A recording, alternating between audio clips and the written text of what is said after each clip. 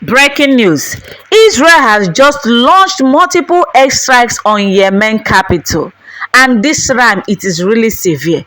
At the same time, Israel strikes Gaza, killed more than 42 people. While they say be like bicycle my people. All these things happened yesterday, be 24th of August 2025. Gaza City was on hell yesterday. It was really something else. Israel strike Gaza and is busy bombing Yemen, firing at least 40 missiles on the capital Sana'a. So according to the viral news, they say over 60 people killed, nearly 300 injured in 24 hours as Israel bombards Gaza, says health minister.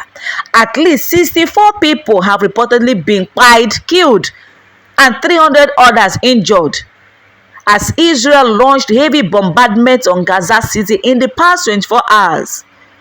So planes and tanks pounded part of Gaza City as Israel steps up its plans to seize the territory's largest urban area, increasing pressure on nearly 1 million Palestinians still living there. 64 people were killed and nearly 300 injured in Israeli attacks in the past 24 hours.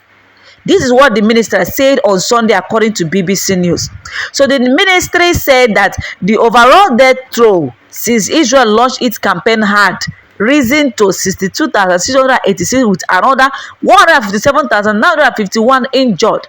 Residents reported uninterrupted explosions in the northern and eastern part of the city overnight Saturday, while Israeli tanks targeted the Sabra neighborhood and airstrikes hit the Zeyton and 𝐤𝐿𝐫𝐚𝐤𝐤 district. It was also reported that Israeli troops have returned to blow up buildings in the Jabalia refugee camp further north.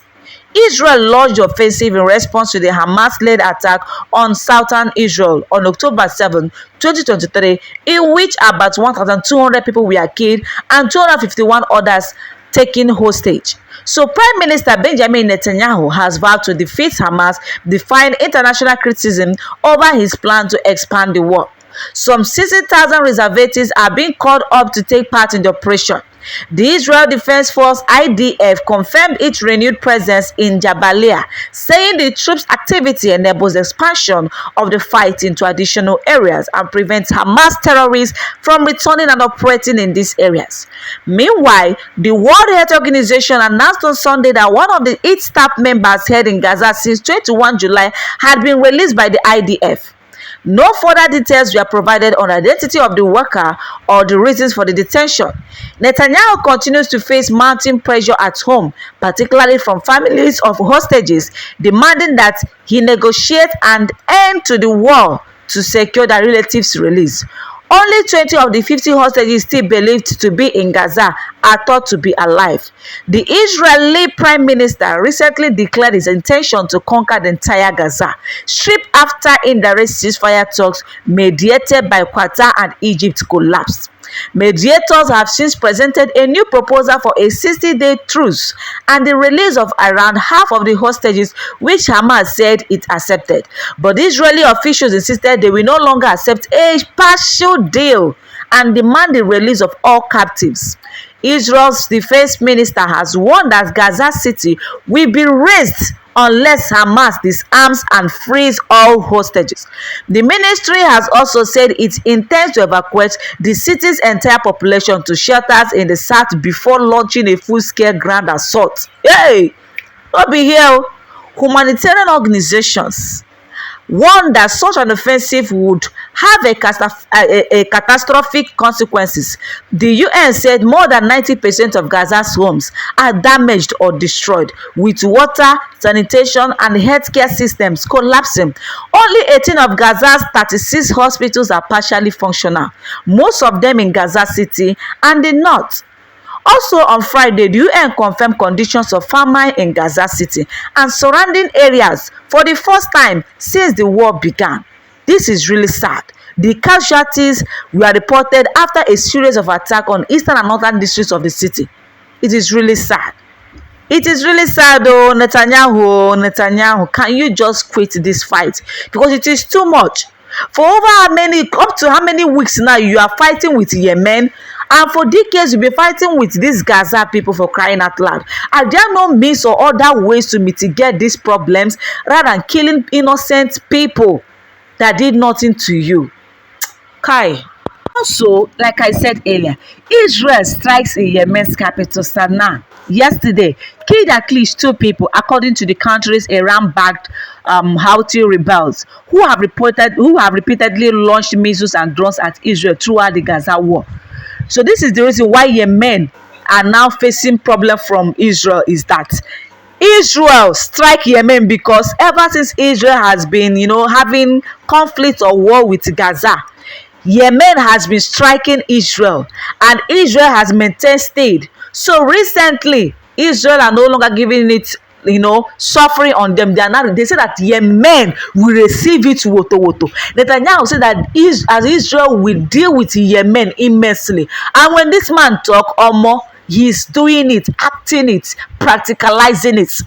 He's not the one that will talk like a Nigerian that will talk only they will not take action. This man will talk, and as he's talking, he's taking action instantly.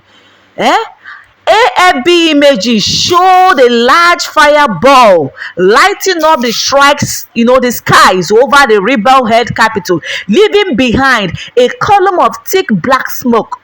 The Houthi Health Ministry reported 2 martyrs and 35 wounded in the Israeli raid. A Houthi security source told AFP the air raid targeted the building in central Sana'a, while the group's Al-Mashari TV reported that 2 dead were killed in a strike on an oil company facility in the city. Also, the channel said that the target also included a power station in Sana'a South that was previously hit last Sunday. The Israeli army said it has struck a military compound where the presidential palace is located, along with 2 power stations and a fuel depot. The strikes were in response to repeated attacks by the Houthi terrorist regime against the state of Israel and its civilians, including in recent days. So late Friday, the Houthis fired a missile that Israel authorities said that most likely fragmented in mid-air. Local Israeli media outlet The Times of Israel and Ynet, citing the military, reported the missile carried a cluster warhead, the first of its kind known to have been fired from Yemen. So the Israeli Defense Ministry released a photo on Sunday showing Prime Minister Benjamin Netanyahu, Defense Minister Israel Katz, and Army Chief Eyal Zamir following the strikes in Yemen from a command bunker. In a statement released by his office, Netanyahu said the Air Force had struck the presidential palace in the heart of the capital Sana'a, the city's power plant and the fuel tank that supply it. The terrorist Houthi regime is learning the hard way that it will pay, and has paid already, a very high price for its aggression against the state of Israel. He said, adding the whole region was also learning a lesson in Israeli power. In a statement from their political bureau, the Houthis vowed to respond, saying they would not deviate from the fight against Israel and its ally, the United States, until the aggression stops and the Israeli blockade on Gaza is lifted.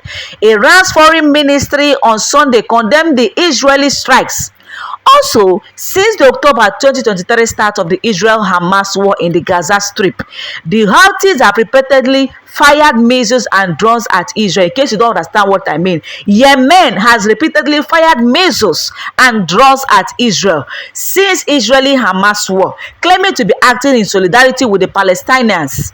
So most of the Iran attacks have been intercepted, but they have prompted retaliatory Israeli airstrikes on rebel targets in Yemen. So on August 17, Israel said it targeted an energy infrastructure site in Sana'a, linked in the Houthis with Al-Mashira, reporting at the time the capital's Aziz power station was hit. So the latest Israeli statement said the Aziz facility was targeted again on Sunday. and the video and pictures with AFP reported significant damage after the August 17 strike.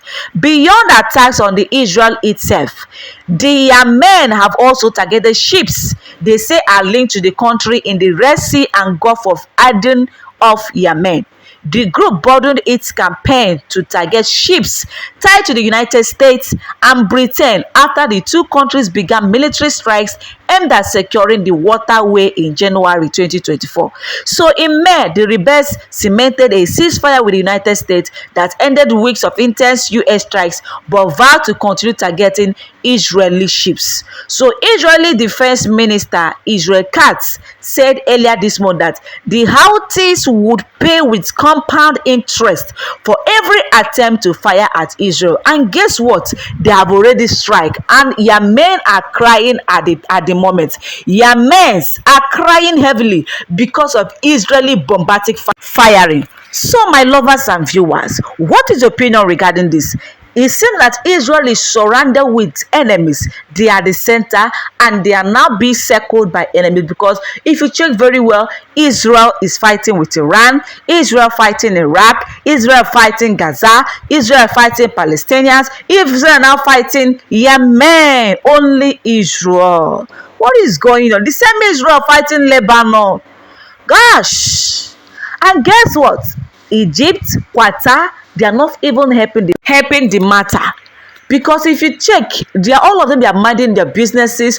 Almighty Dubai, everybody, they are busy protecting their beautiful city. And Yemen of all people, you went to help Gaza. Indirectly, you are striking Israel, thinking that Israel will not discover that the angle that the strike is coming from. That is how foolish and stupid some of you can be. You are in your country firing something to another country and thinking that they will not know where the arrow is coming from.